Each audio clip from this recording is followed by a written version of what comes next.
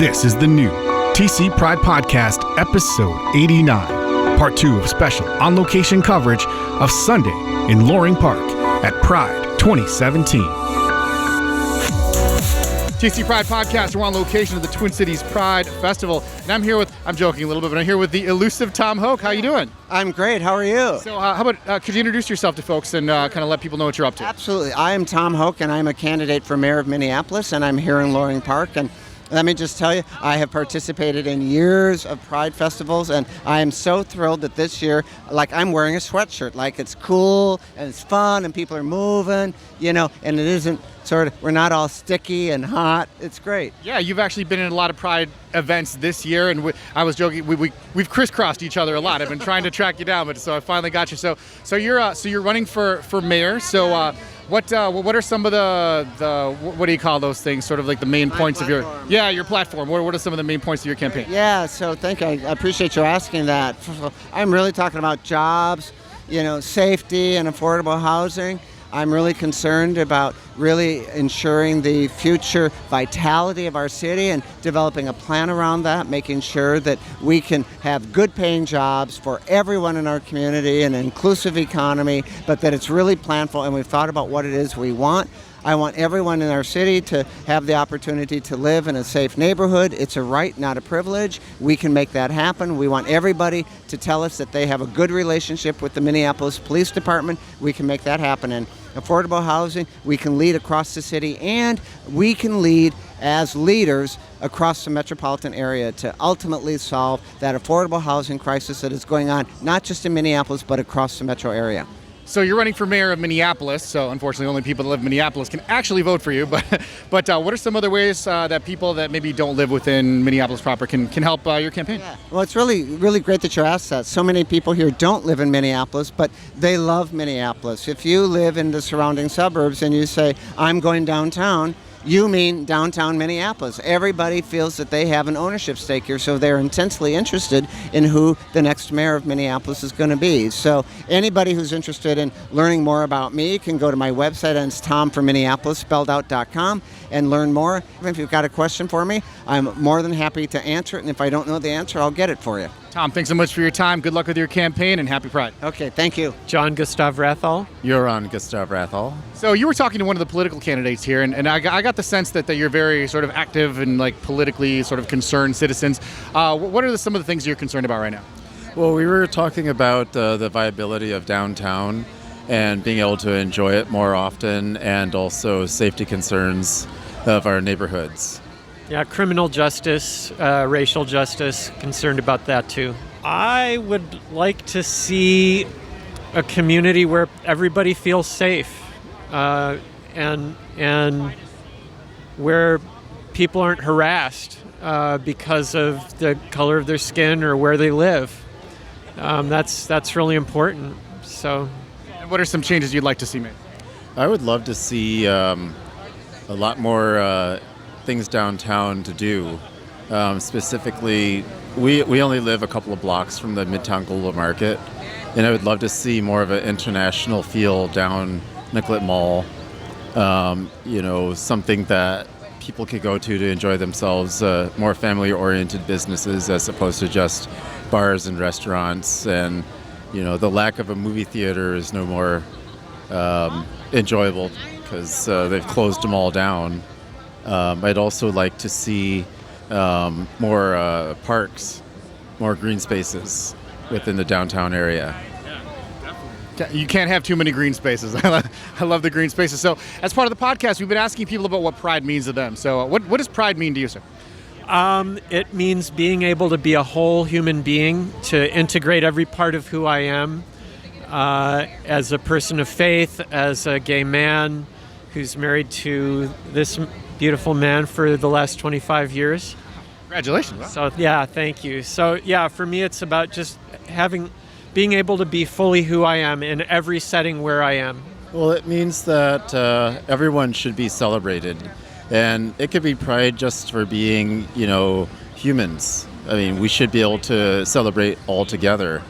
And I believe that we should have pride for everyone. You should have pride for yourself and pride in your community, pride in everyone's community. Happy Pride. Happy Pride. Lisa Carter of the No Bullying Movement. My organization started about 7 years ago, and we do an annual walk at Lake Calhoun every year. And the purpose of the organization is to promote kindness and bring awareness about bullying. So we go into schools and communities and really try to educate the children about bullying and being kind and sticking up for those who need a voice. Yeah, it's an important mission. So there are efforts right now to help prevent bullying. But unfortunately, it still happens, right? It still happens a lot. And you were also kind of talking to someone here about some things to remember to do in cases where there is bullying. What I said that is to obviously report it to the administration too. And if it's an ongoing issue where you don't feel like the school is maybe not doing enough, I said to document it, when it took place, what happened, especially for the parents too, when you're working with the schools, to say this happened to my child on this day. I spoke to this teacher, I spoke to this administrator, this is what they said, just to keep a detailed record, because it is the school's job to keep your children safe at school. You got some great stuff here at the booth. What are you up to at the festival today? I am hanging out, meeting awesome people, just kind of spreading awareness and letting people know what I'm about and the different things that we do in the community related to bullying, and also helping other people too as well. So I have t-shirts, tanks, and hats, and I have ones that say no bullying, and then I also have one that says kindness matters. And my purpose of the kindness matters was because we live in a culture now that I feel like people can say anything to anybody at any time, and it's so cruel. And just making people aware to be kind. It's free, it doesn't cost anything, and it feels good. So they can visit my website at nobullyingmovement.com, and there's resources for bullying, information about bullying, and I also list the activities that we do in the community. And if you want to get involved, there's a link to sign up too. Happy Pride. Derek Secord. Derek, what are you up to today? Just getting markered up and everything. So because it's a podcast and people can't so tell me kind of in a little bit more detail what you're up to. All right, so I'm just standing in one spot and I'm having people come up to me, drawing myself up in markers. It could be anything from something dirty to something nice, written or drawn. Oh, and I'm just wearing some swim trunks that have to keep rolling up because people keep taking up space, and nothing else really. Awesome. And why are you doing this? Actually, just to be completely honest, it's just for attention. This is a good reason. I like it. So how's the festival been so far? It looks like you've been busy. Yeah. People have been writing all over you. Yeah, no, it's been really fun. I mean, I first walked around, ate some food, did some fun stuff, and then I stopped myself in one spot and I started telling people to write on me. So yeah, you had like a line of people when I walked. Yeah. You seem like one of the most popular spots of the whole festival. Oh, yeah. Thank you. No, yeah, it's really fun. I mean, I love the attention. I know that's just really about it. Very cool. So I've been asking people what pride means to them. So what does pride mean to you? I think for me, though, I think it's just learning that everybody's equal no matter what they prefer, whether it's something physical or sexual. I think you're just here to enjoy everybody. Everybody's somebody, and the fact that people just judge everybody for not knowing them, or I don't know. I just think everyone needs to get along, and I think that's what Pride is. It's just for everybody to meet up, get along, and have a great time. Happy Pride, you guys. Thank you. TC Pride Podcast. We're on location, and we're at a new spot at the festival this year. I'm here with Chet Cheddar. I'm with the Autism Society of Minnesota. I'm the Director of Education. Awesome. And to tell me about this new space we've got at the festival this year. We have a great new space. It's sponsored by Twin Cities Pride. And it's a space that allows people to get out of the action and come and have some quiet and relax. And they can spend some time with some fidgets or be in a therapy ball or just sit and relax, have some noise canceling headphones on, and just kind of get away from the festival for a little bit until they're recharged and ready to go back. And it's got a really cool name. It's the name that I would have picked if I were naming it. What's it called? It's called the Escapes Space. Right on. So tell me about some of you said fidgets and just different sort of sensory things. So like for folks that would like to know more about autism in general, tell me a little more about it. Sure. And our tent's not just for people on the spectrum, but anybody who might have some sensory processing disorders. And we have about 8 senses. So sound. This is news to me. Sound, touch, taste, smell, the vestibular system, which is our sense of balance. Oh, okay. The interoceptive, which is our sense of understanding our inner feelings in regards to needing to use the bathroom, being able to tell when we're hot and cold, when we're hungry. Proprioceptive is able to, you're being able to feel the pressure on your joints and understand where your body is in space. And I forget which one I forgot, but it was one of the top 5s. I don't blame you. There's some long words there. So yeah, actually, I'm learning stuff. I didn't know about the 2 or 3 that you said with really long names. So that's great. Right. Those last 3 are the ones that are newer that people are talking about. But we tried to bring some fidgets and things that tried to meet some of those senses. People are either hypersensitive to those things or they're hyposensitive. Hyper means that they need less of it. Hypo means they're hungry for it. They need more of it. So some people who are hyposensitive to the loud music and all the beautiful sights out here, they are in heaven. Other people are overloaded by it. And so they come in here to kind of take a break. Wow. So what can you tell me about the Autism Society? The Autism Society was started in '71, and we're here to support individuals on the spectrum and their families. And we do that through education, advocacy, support groups, as well as we're one of the first places people call if their child gets diagnosed, and we help put them in touch with the right resources. They can financially support by giving us a donation or becoming a member and being involved in our community by participating in events and also maybe volunteering for events. Happy Pride. Teresa Angelopoulos and Jess Pierce. So we have this business called Love is Love, and I love the name, by the way. I saw it like from a while. I was like, oh, that's awesome. So awesome name. thank you so much. So we actually got married in February, and when we got married, This February. February 11th. Congratulations. Thank you. And when we were looking online for different things that fit us, we couldn't find wedding products that really fit non-heteronormative wedding stuff. So she bought me a wifey sweatshirt, and I wanted to buy her one, but she doesn't identify as a wifey or a hubby, so I called her my wife bind and created I like it. this out of that because there was a hole, so we want to fill that gap. Oh, okay. So I saw the T-shirt over here. So you've got some T-shirts with various sayings on them. Tell me about some of these T-shirts and stuff. So you heard the history of wife bind, and that inspired wifey and hubby. But then we also have the message of love is love, because that's the name of our company. And so we had different designers. We worked with a local designer and local print shop to produce what was in my brain to put on a T-shirt and tote bag. And we want to have glassware and ceramics, and we have cards that are... Tell me about some of these cards here. Go ahead. So my wonderful wife is this amazing writer. And, we too were looking in Target and all of the little cute boutiques and trying to find cards for one another. Not a whole lot out there, right? Nope. It was either super wife and super feminine, yeah. really masculine, really heteronormative, not really anything that fit what our relationship looked like. So in the most non-binary way, my amazing wife came up with some great literature. For example, one card says, "I can't wait to be your forever cuddle buddy." Or like if you want to ask someone to be on your bridal party, will you be my friend of honor instead of bridesmaid or groomsman? Because our bridal party, our friends of honor, that's what we called them. It was a whole mix of just people that are dear to us, that are like family. So they're friends of honor. You don't have to genderize everything, and it can be really exclusionary, or you feel excluded when that's all you see. You all are just like breaking the mold, raising the bar, blazing the trail, like all three at the same time. So where can people? So if people couldn't make it to the festival this weekend, but they'd like to maybe get some of your stuff online, where can they go? So we have an Etsy shop. It's radicalweddinglove.etsy.com and radicalweddinglove.etsy.com. We have most of our stuff up there, but we just launched yesterday. Yesterday was our first day. So we'll be up with all our products by the end of the week. But come check us out on Etsy. If you have different ideas that you want to see, please send me a message. I'm more than open. So let's do this together. And again, that is Radical Wedding Love at Etsy. No, oh. .etsy. .etsy.com. Radicalweddinglove.etsy.com. That's why we're married. Right on. Thank you so much. Happy Pride. Happy Pride. Thanks for coming through.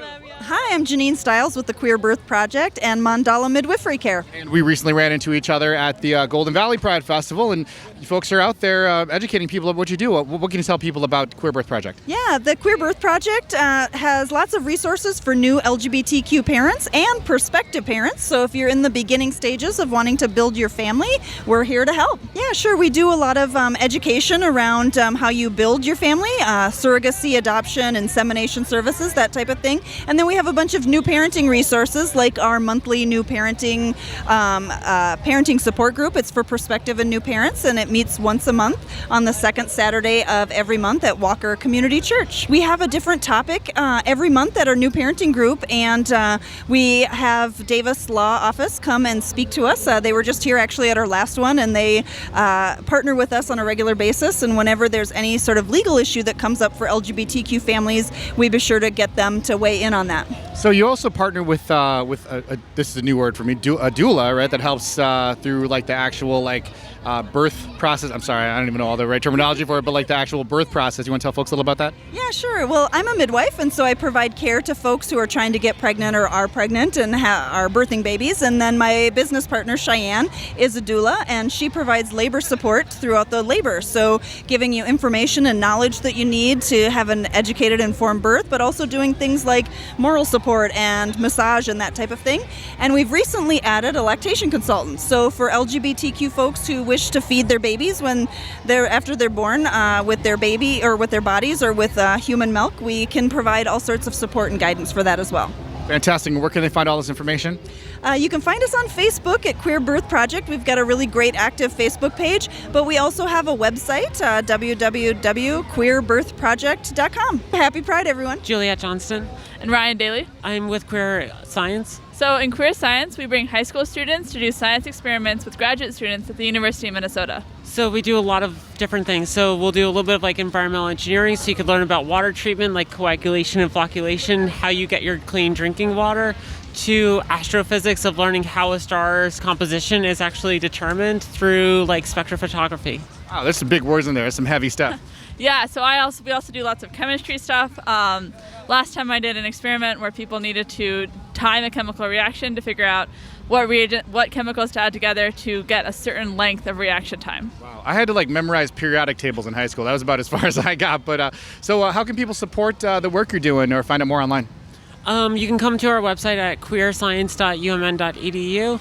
We could use a lot of support, so if you're a queer high school student, we would love to have you on our team and jump in and experience what we've got. If you're a graduate student or a professional, we would love for you to bring a science experiment of something that you couldn't do typically in high school and show off your skills and bring us something new.